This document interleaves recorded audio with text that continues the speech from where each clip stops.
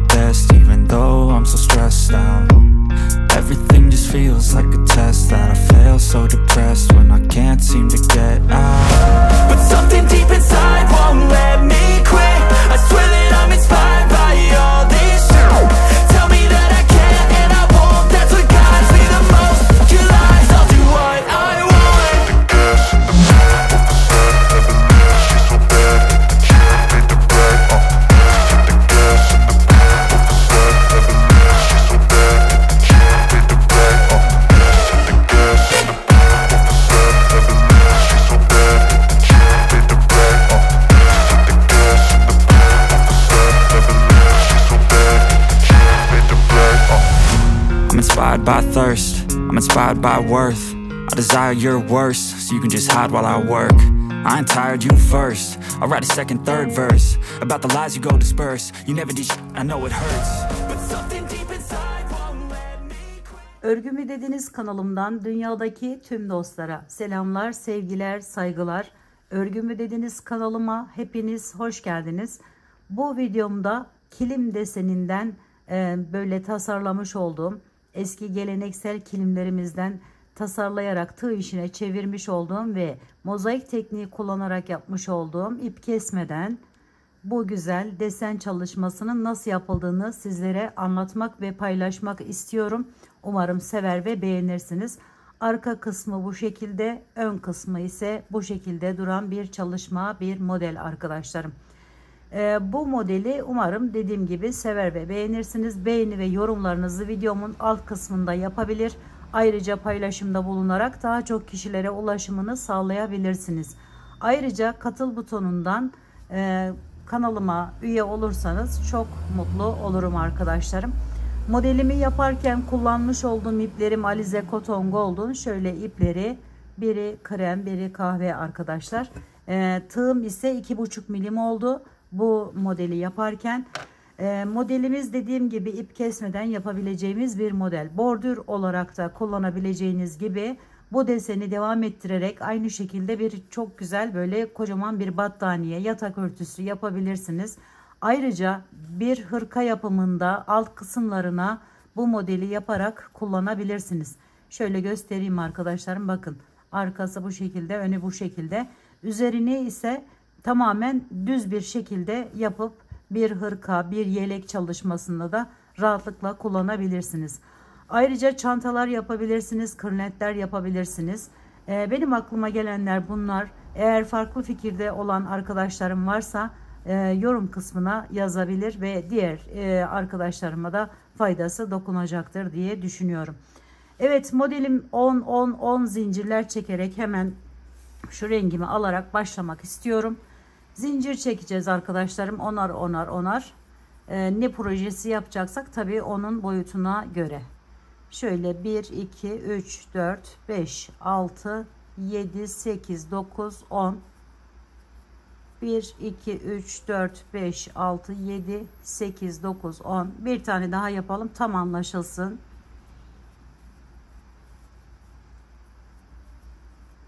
Şöyle gördüğünüz gibi normal zincir çektim. 2 tane fazladan çekin arkadaşlarım kenarı için. Sonra bunu üzerine alıyorum. Hemen ilkinin içinden başlıyorum ve hepsini bu şekilde çakma sık iğneler ile geçiyorum birinci sırayı.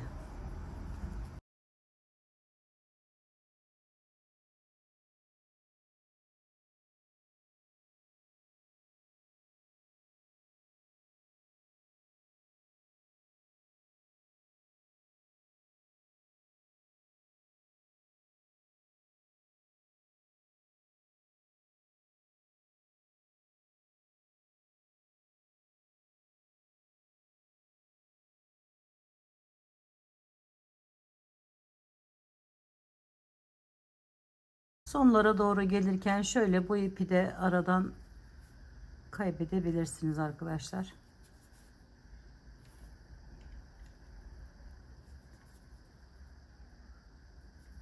En son zincirimin içerisinden de girişimi yapıyorum. Şimdi burada diğer ipimi hemen bunu çekiyorum. Bir tane zincir çekiyorum arkadaşlarım ve şöyle biraz çıkmasın diye bırakıyorum. Diğer rengime geçiyorum hemen. Bu yerden başlayacağım. Şöyle bakın, şu kenardaki döndüğümüz yerden girişimizi yapıyoruz ve oradan şöyle geçirdim. Biraz ip bıraktım gördüğünüz gibi. Bir tane buraya zincirimi çektim ve normal sık iğne ile devam edeceğim. Yalnız şunun, bakın şuradaki yerlerin arka kısımlarından giriş yaparak alıp sık iğnelerimi yapacağım. Ön tarafta çalışacağız çünkü. Şuralarda çalışmalar yapacağız. Ondan dolayı şöyle arkadan alarak sık iğneler ile sona kadar devam ediyorum arkadaşlar.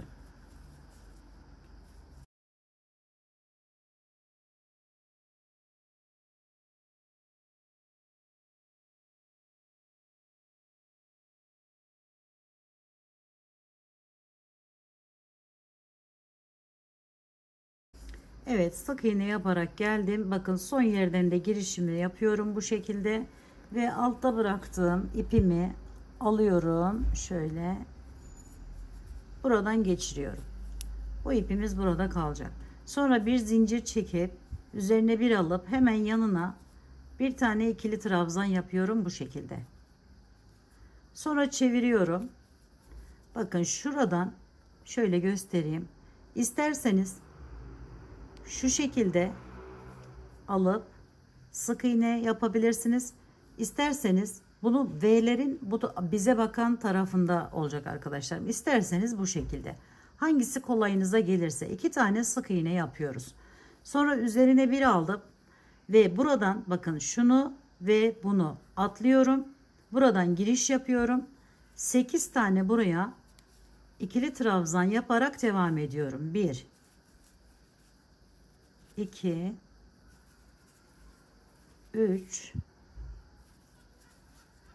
4 5 6 7 8. Sonra hemen çeviriyorum. Şöyle alıp 2 tane sık iğne yapıyorum buraya. Sonra çevirdim tekrar. Bakın buradan yine ikisini atlayıp üçüncüden giriş yaptım. Yine 8 tane ikili trabzan yapıyorum. 2 3 4 5 6 7 ve 8. Sonra hemen çevirdim. Şöyle, bu arada buradan da bakın 8 tane atlamış oluyoruz zaten. Şöyle bir, hemen bir de yanına 2. Sonra yine ikili trabzan yaparak devam ediyorum.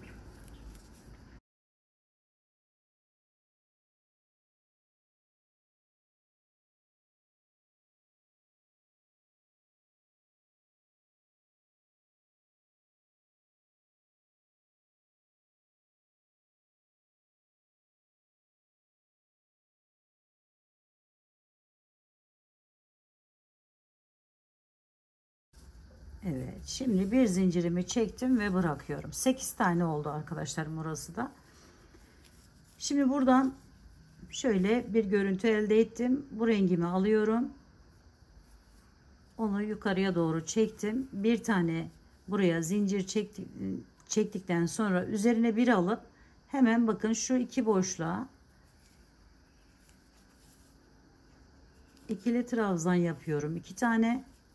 Sonra çevirdim ve devam ediyorum. Bunları sık iğne yaparak diğer iki boş bıraktığımız yere gelene kadar sık iğne yapıyoruz. Toplamda 8 tane arkadaşlar.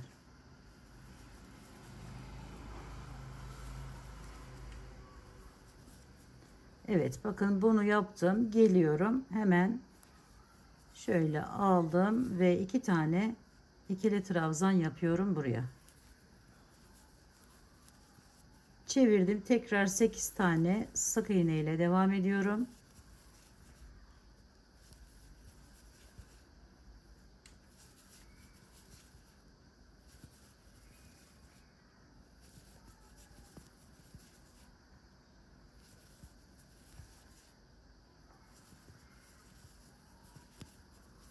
Tekrar bu boşluğa da şöyle 2 tane ikili trabzan yapıyorum arkadaşlar.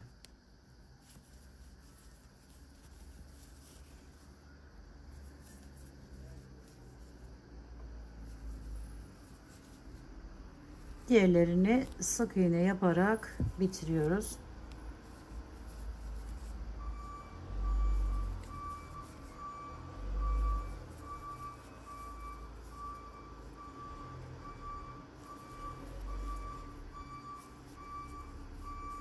Şimdi sona geldiğimizde yine ip değişikliği yapıyoruz hemen. Bir tane zincirimi çektim. Bakın şöyle oldu. Şimdi arkadaşlarım bu 8'e 6'ya düşüreceğim. Ondan dolayı bu kenardakini normal bir şekilde yaptım. Şöyle hemen bir tane buraya ikili trabzan yapalım. Kenar olduğu için arkadaşlar. Sonra bir tane sine şöyle sık iğne yaptım. 6 tane ikili trabzan yapıyorum. Bunu da bu şekilde alabileceğiniz gibi, yani şöyle üstten bu şekilde alabileceğiniz gibi şu alttan şu şekilde de alabilirsiniz arkadaşlar. Kenar olduğu için burada 5 tane kaldı. Olsun, sıkıntı değil. Şöyle hemen alıyorum. Ve buraya 2 tane burada vardı. Bakın şu sıraya geçtik. 4'e çıkartacağız bu ikinin sayısını. Bir tane bu taraftan 1 2 3 4. Sonra üzerine bir alıp alttan birini atlayıp buradan başlayarak 6'ya 6 tane ikili trabzan yapıp devam ediyorum. 2 3 4 5 ve 6. Evet, şimdi yine 4 tane sık iğne yapıyorum. Bu ön taraf olduğu için arka taraftakini alıyoruz. Kendimiz tarafındakini değil arkadaşlar. Sonra tekrar 6 tane ikili trabzan yapıp devam ediyorum.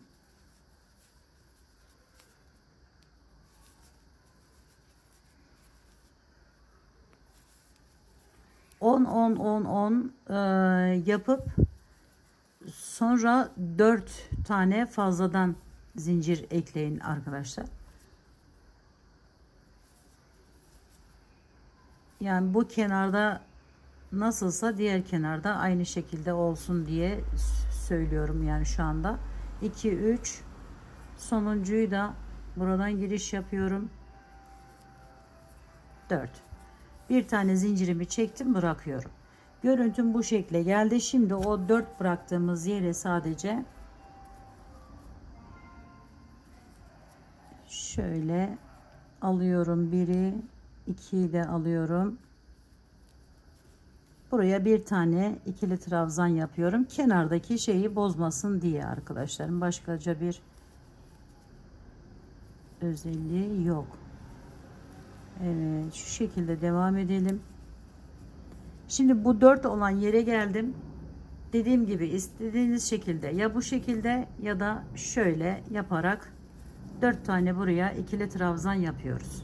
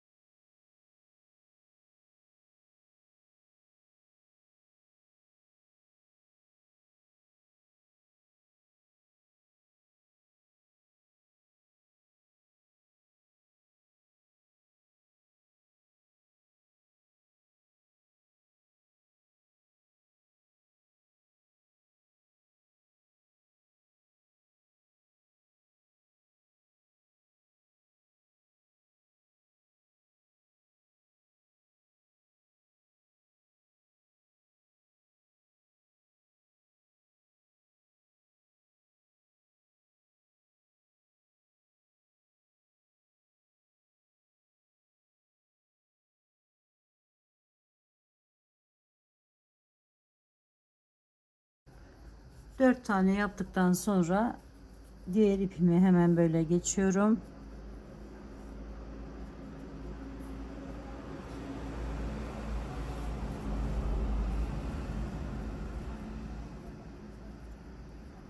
Bir tane zincirimi çektim. Bu 4'ü üzerine sık iğne ile geçiyorum arkadaşlarım. 1 2 3 ve 4. Sonra buranın sayısını 2'ye düşüreceğim için 2 tane daha ilerliyorum. Şöyle.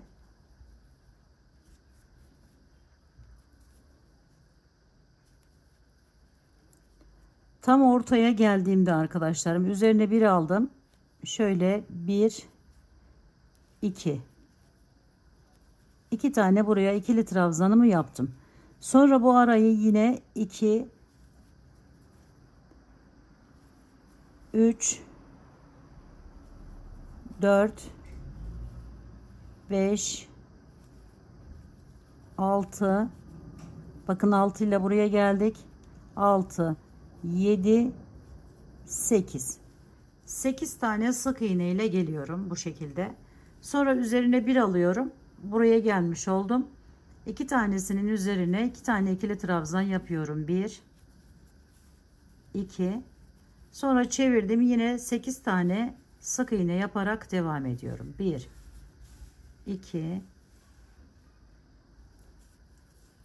3 4 5 6 7 8, üzerine bir aldım. 2 tane buraya ikili trabzanımı yapıyorum. Sık iğne ile bitiriyorum.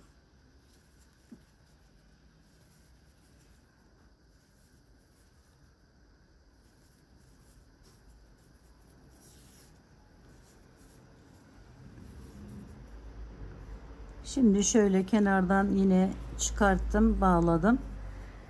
Burayı arkadaşlarım sık iğne ile geçiyorum. 2 3 ve 4. Şimdi 4 tane ile geldikten sonra, yani şu alttaki 4'ün üzerine sık iğne ile yaptıktan sonra üzerine bir aldım. Hemen bakın şu kenardaki ikileri 2 tane ikili trabzan yaparak tamamladım. Sonra ikisinin üzerine yine sık iğne yapıyorum. Üzerine bir alıp buraya 2 tane 1 2, aradaki 4 arkadaşlarım, bakın şunları yapıyoruz şu anda. Aradaki dörtlü yeri sık iğne ile geçiyoruz. Şöyle ikisini yaptık, bakın bu tarafa. Şu 4'ün üzerine sık iğne yapıyoruz. 1 2 3 ve 4. Üzerine bir aldım. 2 tane buraya ikili trabzan yapıyorum. 1 2, sonra çevirdim, yine ikisini sık iğne yapıyorum. Sonra bu ikisine aynı şekilde ikili trabzanlarımı yapıyorum. 4'üne 4 tane sık iğne ile devam ediyorum.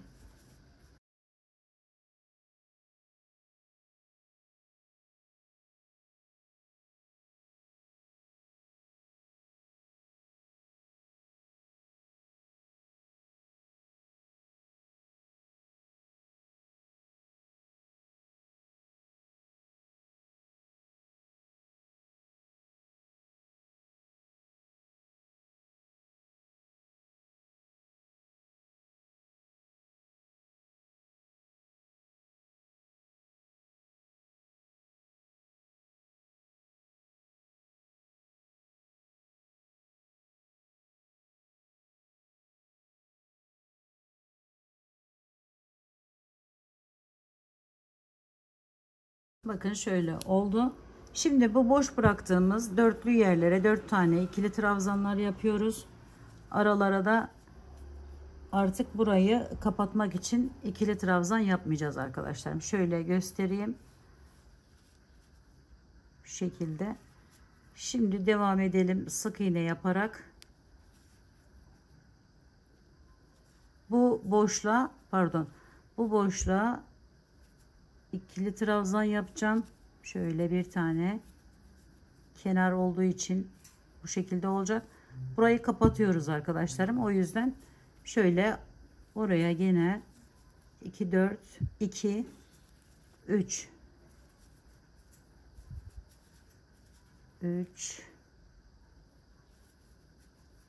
4 5 6 tane sık iğne yaptım. Üzerine bir alıyorum. Buraya 4 tane ikili trabzan yapıyorum. 1 2 3 ve 4. Sonra yine 6 tane sık iğne yapıyorum. 1 2 3 4 5 6. Sonra 4 tane ikili trabzan yapıyorum. Bu şekilde devam ediyorum.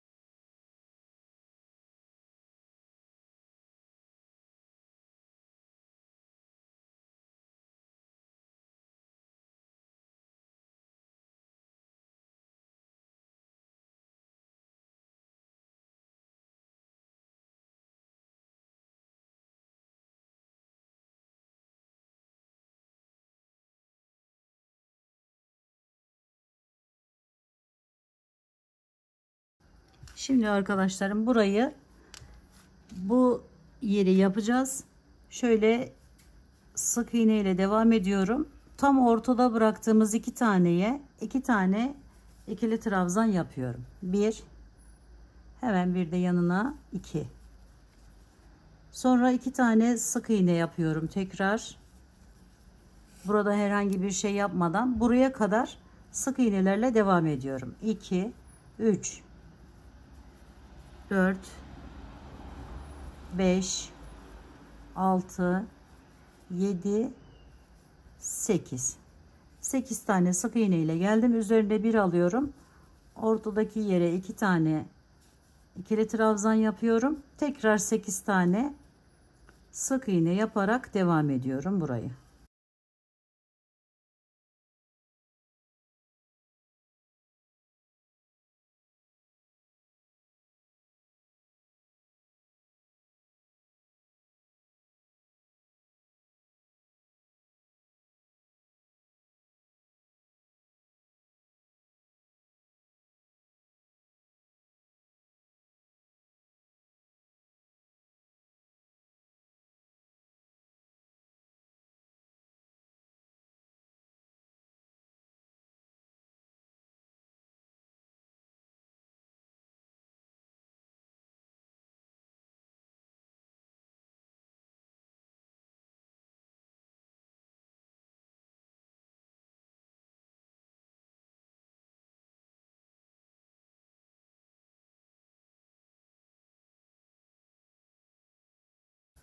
Burayı arkadaşlarım yine şöyle hemen sık iğnemi yapıyorum. 1 2 3 4. Bakın şu ikiye geldim. Şu ikiye ikili trabzan yapıyorum. 1 2. Sonra 2 tane yine sık iğne yapıyorum. 1 2. Şöyle göstereyim. Bu ikisinin üzerine sık iğne yaptım. Şimdi buraya şöyle 1 2 tane, yani şu boşluğu oluşturmak için bu şekilde yapıyoruz arkadaşlarım. Aradaki 4 taneye bakın, şunu yaptık, şunu yaptık. Aradaki 4 taneye sık iğne yapıyorum. 1 2 3 4. Sonra tekrar 2 tane ikili trabzan yapıyorum. 1 2 2 tane sık iğne yapıyorum. 1 2 üzerine bir aldım. Bu boşlukların, yani buralarına ikişer tane ikili trabzan yapıyoruz. 4 tane sık iğne yapıyoruz. 1 2 3 4 çevirdim. Şöyle 1 2 1 2 1 2 şöyle 2 tane de sık iğne yapıp bitiriyorum. Bakın şöyle bir görüntü ortaya çıktı. Şimdi diğer rengimi alıyorum hemen. Buradan bir tane zincirden sonra bakın şuraya giriş yaptım. Kenardaki yerim burası. Bir tane buraya ikili trabzan yapıyorum. Şurası arkadaşlar. Sonra çeviriyorum. 2 tane sık iğne yapıyorum. 1 şuradan alalım. 2 üzerine 1 aldım. Hemen buradan giriş yaparak buraya yine bir ikili trabzan yapıyorum. Sonra 2 tane sık iğne yapıyorum. Burayı arkadaşlarım sık iğneler ile bu ortadaki şu yere kadar devam ettiriyorum. Yani 2 burada var. 6 tane sık iğne yapıyorum. 4 oldu. 5 oldu. Bu da 6. 6 tane yaptıktan sonra üzerine 1 alıyorum. Bakın şuradan giriş yapıyorum. Buraya bir tane ikili trabzan, araya 2 tane sık iğne, sonra tekrar bir ikili trabzan da buraya yapıyorum arkadaşlar. Sonra yine 6 tane buraya sık iğne yapıyorum. 2 3 4 5 6 üzerine bir alıp yine aynı şekilde bu boşluğa, tam orta yerimiz oluyor, şuralarımız oluyor arkadaşlarım. Bu bir tane ikili trabzanı yaptım. 1 şöyle alayım. 2 tane sık iğneden sonra bir tane ikili trabzan, tekrar 6 tane sık iğne ile devam ediyoruz. 3 4 5 6 ve buraya da bir tane yapalım şöyle. Sonra renk değişikliği yapıyorum.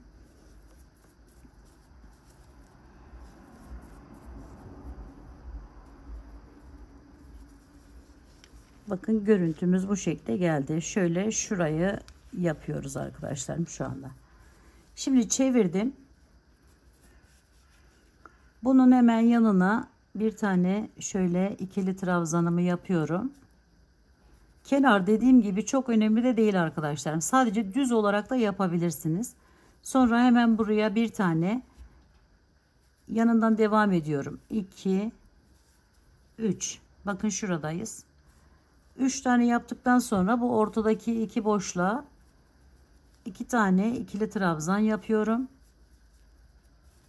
Sonra buraya arkadaşlarım 2 tane şöyle 1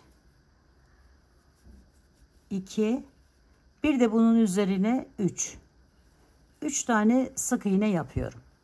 Şöyle aradaki boşluğa şu ikisini 2 tane ikili trabzan yapıyorum. 1 2 sonra sık iğne ile 1 2 3 yaptım. Üzerine bir alıp ortaya tam 2 tane ikili trabzan yapıyorum. 1 2, sonra 3 tane sık iğne, 1 2 3, 2 tane bu yuvaya ikili trabzan yapıyorum. 1 2, çevirdim, 3 tane sık iğne yapıyorum.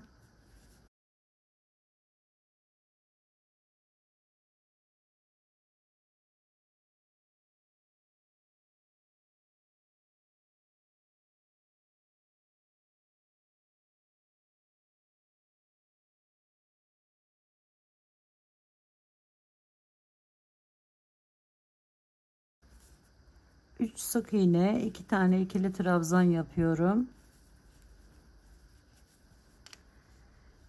Şöyle bir görüntü elde ediyorum arkadaşlarım bu sırada. Şimdi diğer rengimize geçelim hemen.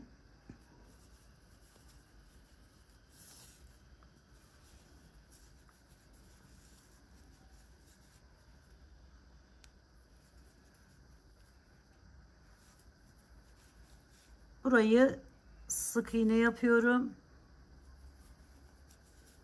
Burada üzerine alıp şu ikinin ikincisinden giriş yapıp bir tane ikili trabzan yapıyorum. 2 tane sık iğne yapıyorum. Bir tane buraya ikili trabzan yapıyorum. Araya 6 tane sık iğne yaparak devam ediyorum. 1 2 3 4 5 6. Sonra bir tane daha bu tarafa ikili trabzan yapıyorum.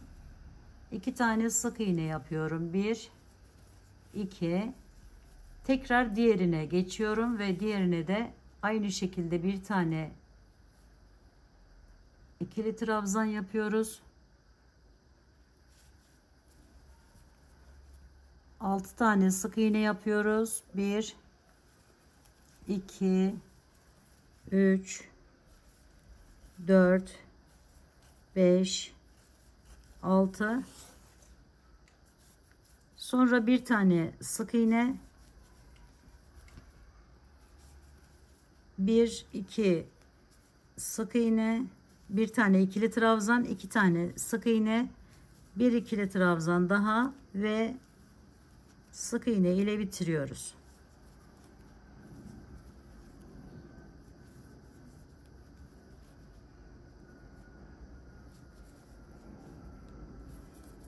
Diğer rengimi aldım hemen. Şimdi burada arkadaşlarım bu boşluklara ikili trabzanlar yaparak devam ediyoruz.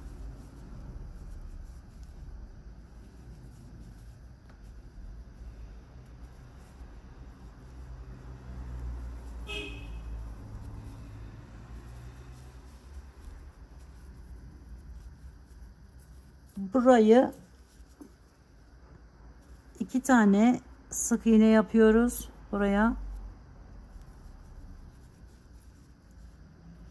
Şöyle 4 tane sık iğne yaparak devam ediyorum.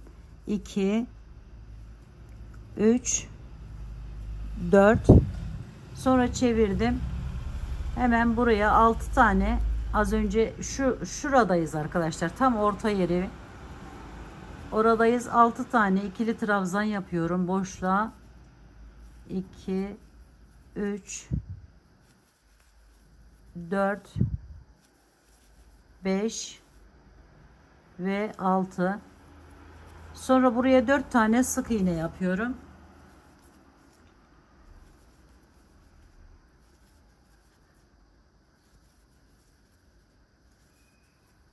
Ve tekrar 6 tane ikili trabzan yapıyorum.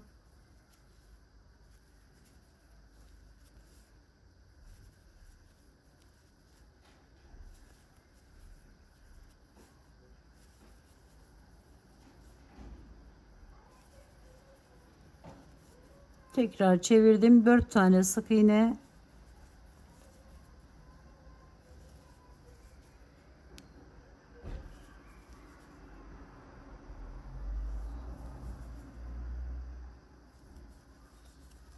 ve ikili trabzanlar ile bitiriyorum.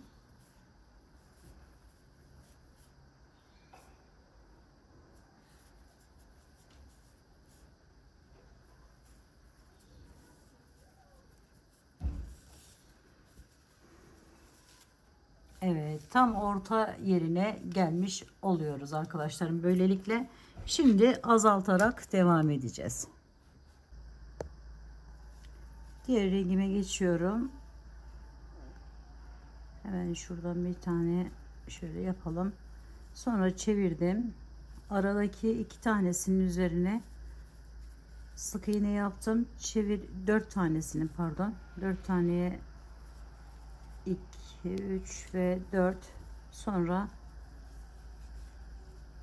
bunun üzerine yine bakın alttaki ikili trabzanımızın üzerinden giriş yaparak şöyle bir tane ikili trabzan, 2 tane sık iğne, 1 2 üzerine bir aldım. Buraya da aynı şekilde bir tane ikili trabzan, aradaki bu 6 olan yere arkadaşlarım sık iğne ile geçiyorum.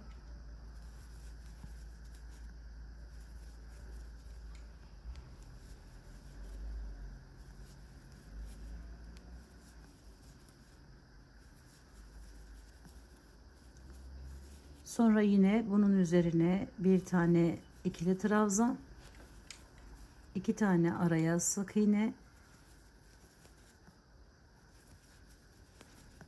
sonra çevirdim. Hemen bunun üzerine yine bir ikili trabzan yapıyorum. 6 tane sık iğne yaparak devam ediyorum.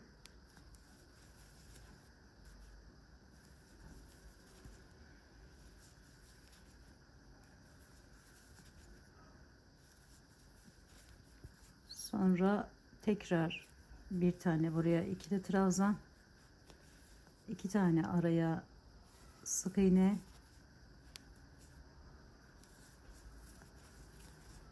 bir ikili trabzan buraya,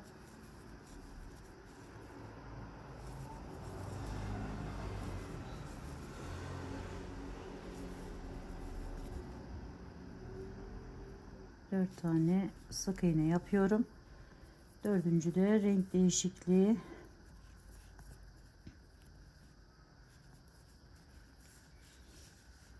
Şöyle bir görüntü elde ettim. Şimdi üzerine bir alıp hemen burayı azaltacağız arkadaşlarım. Yani 2 tane buraya ikili trabzan yapacağım. Şöyle alttan girelim.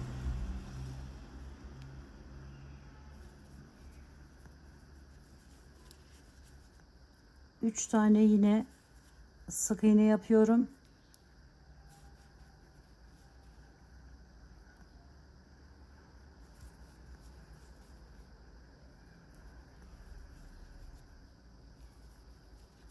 Arada yeni yer başlamak için şöyle şurayı yapıyoruz.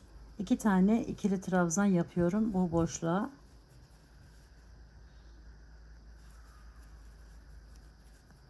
Buradan 3 tane yine sık iğne ile devam ediyorum. 1 2 ve 3.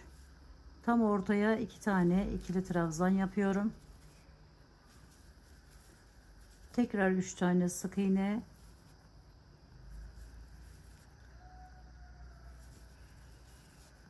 İki tane buraya ikili trabzan.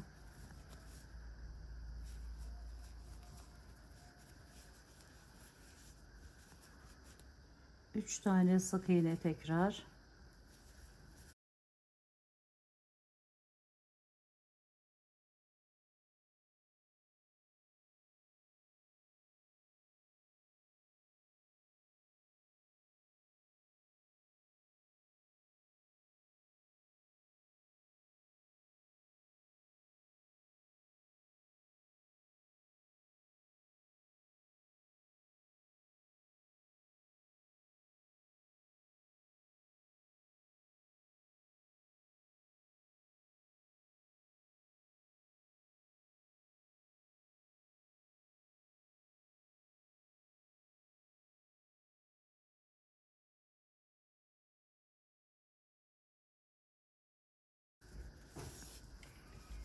Evet, bakın toplamaya başladık. Şimdi bu rengimi alıyorum hemen.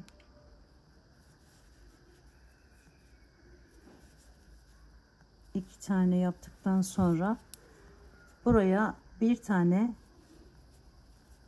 ikili trabzan yapıyorum. Bu defa bu tarafına geçiyoruz arkadaşlarım. Sonra araya 6 tane sık iğne ile devam ediyorum. 1 2 3 4 5 6, sonra üzerine alıp hemen 7. şöyle sık ikili trabzan yapıyorum. 2 tane tekrar sık iğne yapıyorum. Bir tane ikili trabzan yapıyorum. 6 tane sık iğne ile devam ediyorum. 1 2 3 4 5 6, sonra üzerine alıp bir tane ikili trabzan, 2 tane sık iğne, bir tane ikili trabzan da bu tarafa yapıyorum. Tekrar 6 tane sık iğne ile devam ediyorum. 2 3 4 5 6, bir aldım, bir tane ikili trabzan yapıyorum ve sık iğne ile bitiriyorum. Şimdi bunu aldım, renk değişikliği yapıyorum.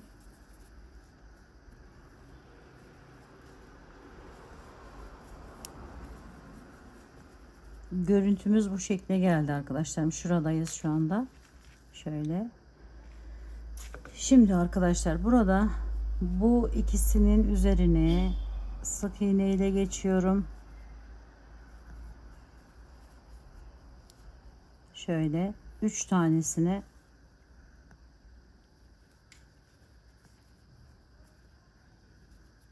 sonra üzerine bir alıp buraya 2 tane ikili trabzan yapıyorum. Sonra çevirdim, 2 tane sık iğne yapıyorum. 2 tane ikili trabzan yapıyorum.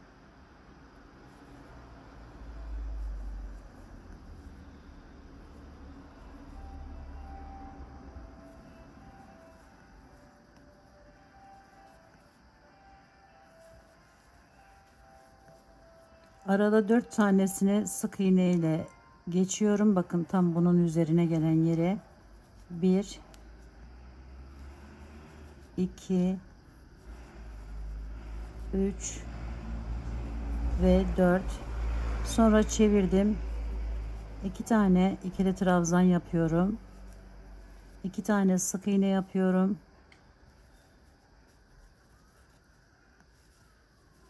tekrar 2 tane ikili trabzan yapıyorum, 4 tanesini sık iğne ile geçiyorum, 1 2 3 4, çevirdim, 2 tane ikili trabzan, 1 2, tekrar 2 tane sık iğne,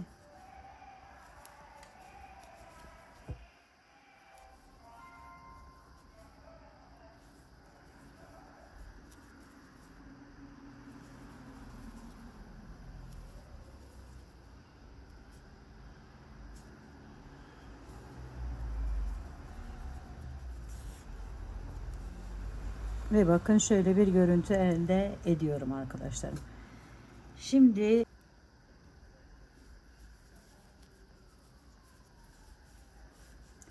burayı sık iğne ile geçiyorum. Bu iki boşluğa kadar devam ettiriyorum sık iğneler ile.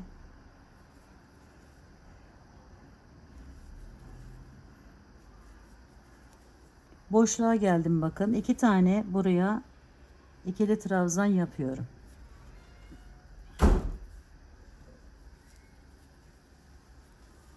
Sonra aradaki bu 4-8 yere sık iğne yapıyorum. 1 2, 3, 4, 5, 6, 7 ve 8. Sonra üzerine bir aldım. Bakın şu boşluğa yine 2 tane ikili trabzan yapıyorum.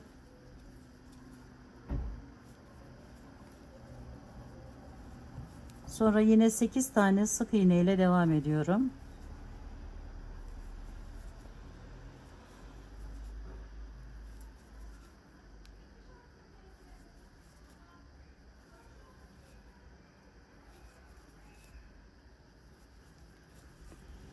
Sonra yine 2 tane ikili trabzan.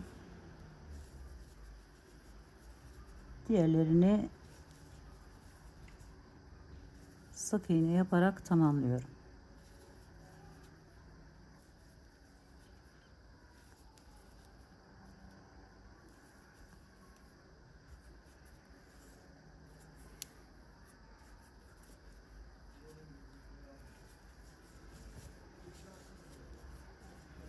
Şimdi buralara ikili trabzanlar yapıyorum.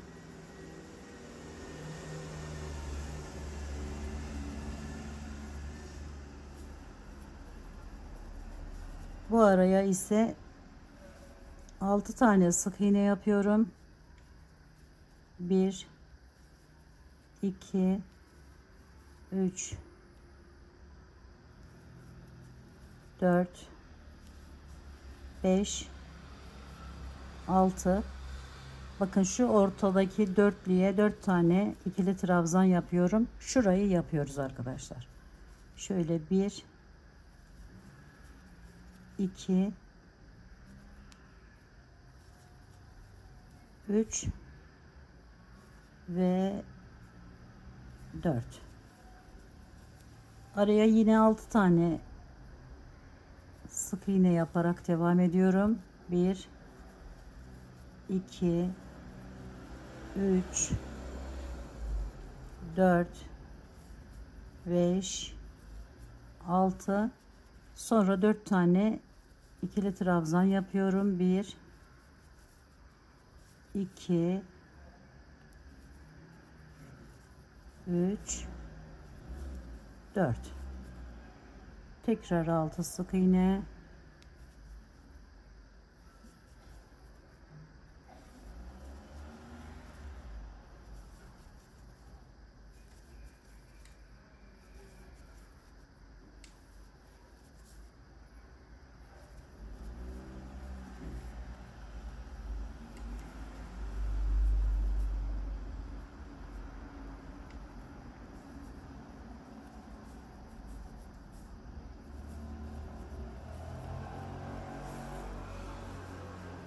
Evet, bakın şöyle bir görüntü elde ettik. Şimdi bu rengimize geçip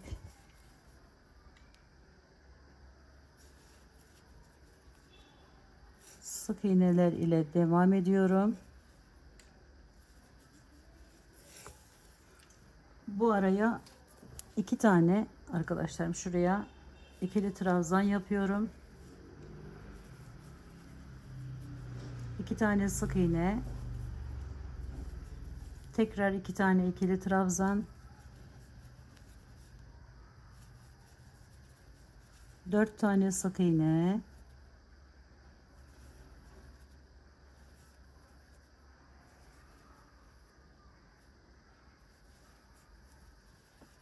İki ikili trabzan. 2 sık iğne.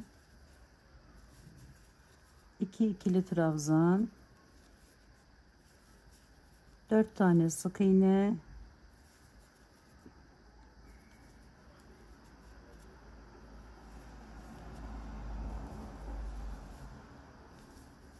Bu şekilde devam ediyoruz. 2 tane ikili trabzan, 2 sık iğne, tekrar 2 tane ikili trabzan,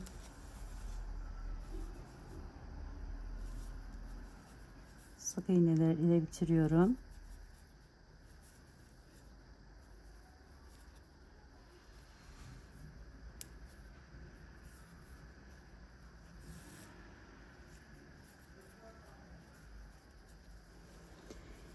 Şimdi görüntü bu şekilde arkadaşlarım. Buraya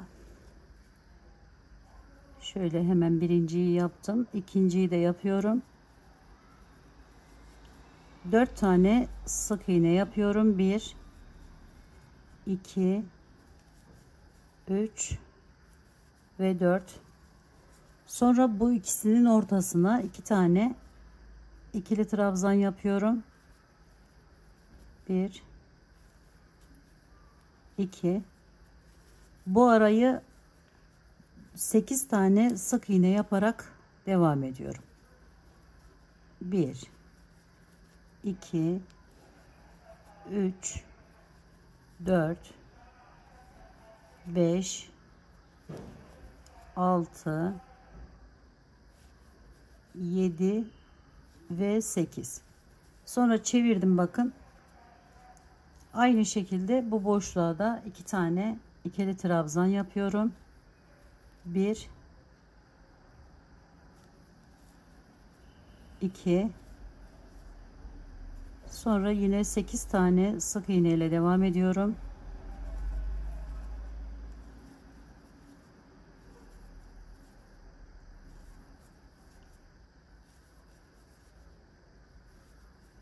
Tekrar 2 tane ikili trabzan yapıyorum. Sık iğne ile bitiriyoruz arkadaşlarım.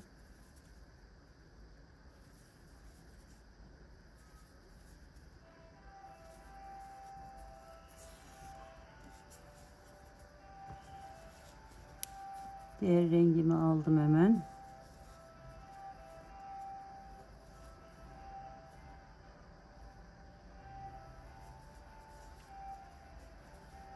Buraya 2 tane şöyle ikili trabzan yapıyorum.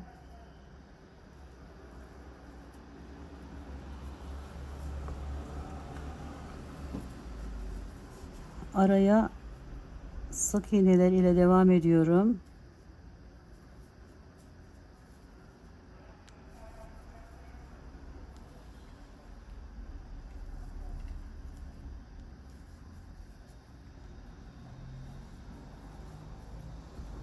Bu şekilde 6 tane sık iğne ile gelmiş oldum arkadaşlarım buraya. Buraya aradaki yere geliyoruz, bakın zaten 4 tane ikili trabzan yapıyorum. Şöyle aldım. 1 2 3. Şöyle görmeniz için bu şekilde tutuyorum. 4. Bakın şöyle bir görüntü elde ettik. Şimdi yine 6 tane sık iğne yaparak devam edeceğim. 1 2 3 4 5 6. Üzerine bir aldım. Bakın buraya geldik. Buraya yine 4 tane ikili trabzan yapıyoruz.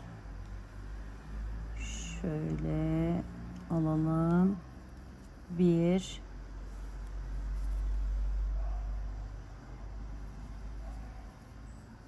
2 3 ve 4. Sonra yine 6 sık iğne ile devam ediyoruz.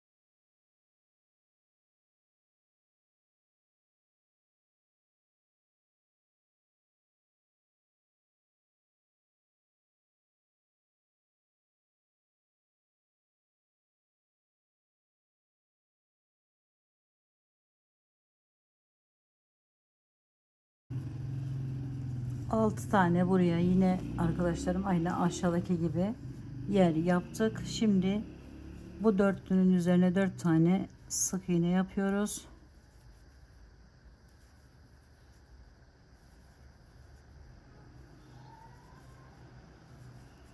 Tekrar 6 tane ikili trabzan yapıyorum.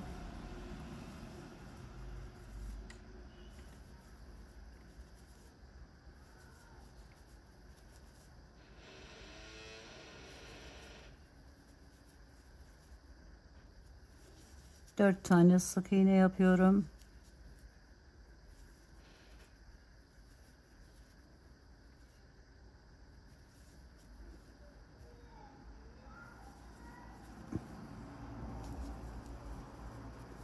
Altı ikili trabzan yapıyorum.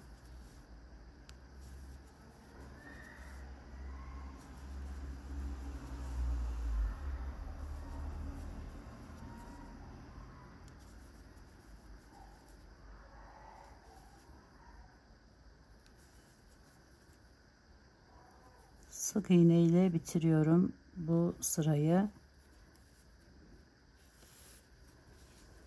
Evet, görüntümüz bu şekle geldi. Şimdi bu rengimiz ile son sıramızı tamamlayalım arkadaşlarım. Şöyle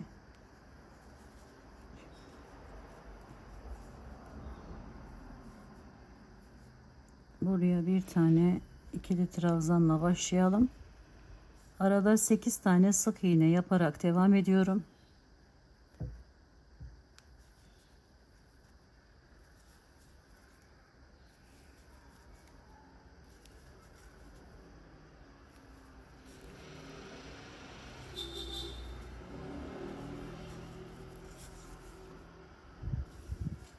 İki tane ikili trabzan yapıyorum. 8 tane sık iğne yapıyorum.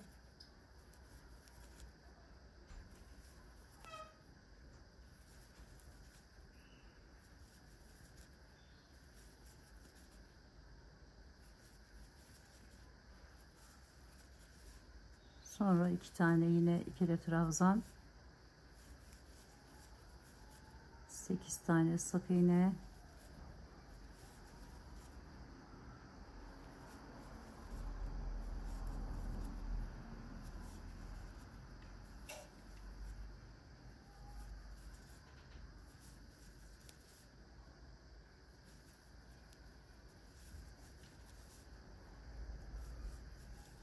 iki tane ikili trabzan ile bitiriyorum. Diğer rengime geçip son sıramı da tamamlıyorum arkadaşlarım. İlk başlangıç sıramızda yaptığımız işlemleri tekrarlayacağız. Şöyle aldım. 2 tane sık iğne, 8 tane ikili trabzan yapıyoruz.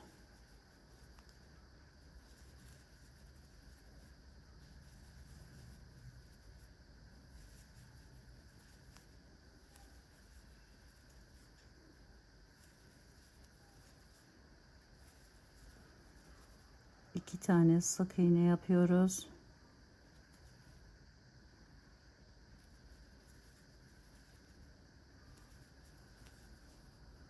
Tekrar 8 tane ikili trabzanla devam edip bitireceğiz arkadaşlar.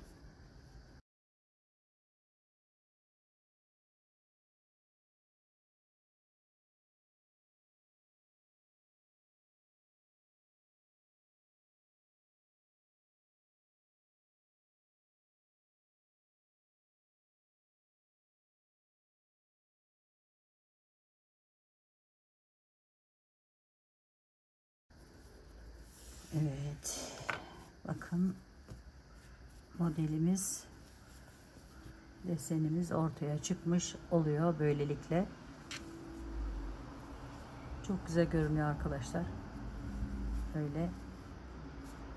Evet, sizler de umarım sevmiş ve beğenmişsinizdir.